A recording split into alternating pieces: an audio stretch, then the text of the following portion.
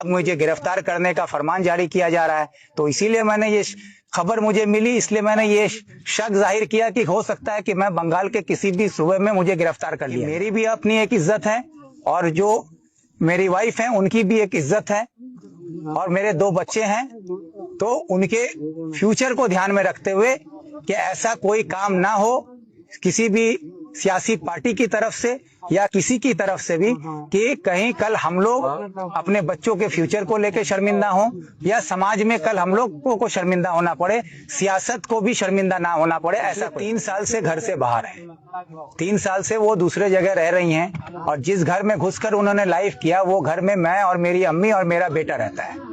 और कल जो है जबरदस्ती वो मेरे घर में घुस गई और मेरी अम्मी को बाहर कर दिया गया, क्योंकि हुकूमत जो है अपोजिशन से डर रही है और हुकूमत जिन वादों के साथ आवाम का भरोसा लेकर सरकार में आई थी, आज 15 सालों से बंगाल के लोगों को सिवाय बेवकूफ बनाने के और उनके भरोसों का कत्ल करने के अलावा मगरबी बंगाल की सरकार ममता बनर्जी की हुकूमत ने कुछ नहीं किया है। जिस तरह से हमसे कहा गया था कि 10,000 मदरसा दिया जाएगा, आज एक भी मदरसा नहीं दे पाई है। हमें कहा गया था कि यहाँ पर 10 लाख नौकरी हर साल होगी, वो आज नहीं हुआ। उन्होंने कहा था कि 1.5 करोड़ जो है खुदरो शिल्पो हम करेंगे जिससे हमारे बंगाल के नौजवानों को बाहर जाकर रोजगार की तलाश नहीं करनी पड़ेगी।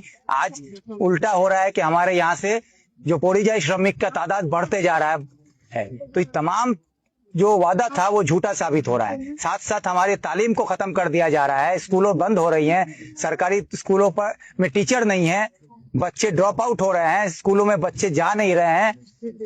इस तरीके से तालीम को खत्म किया जा रहा है, हमारा हेल्थ खत्म हो रहा है, हमारा डेवलपमेंट खत्म किया जा रहा है।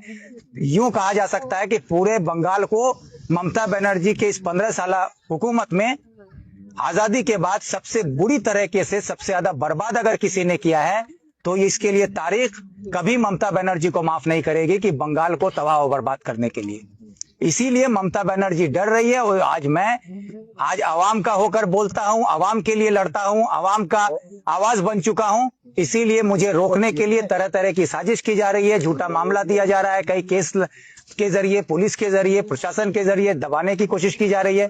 और सब कुछ के बाद जब कुछ नहीं हो सका तो जो पिछले 2 दिन से आप लोग सोशल मीडिया में सब कोई देख रहे हैं कि एक घर के झगड़े को किस तरह से सियासी जामा पहनाकर उसको लेकर मेरे नाम को खराब करने की जो साजिश की गई, मैं यही कहूंगा कि ये घिनौना काम करके ममता बनर्जी ने अपनी औकात दिखाई है। आपके घर के ग्रिल तोड़े गए, वहाँ पे कुछ लोगों ने आके हंगामा भी किया। आपकी वाइफ का आरोप है कि उन लोगों को आपने भेजा।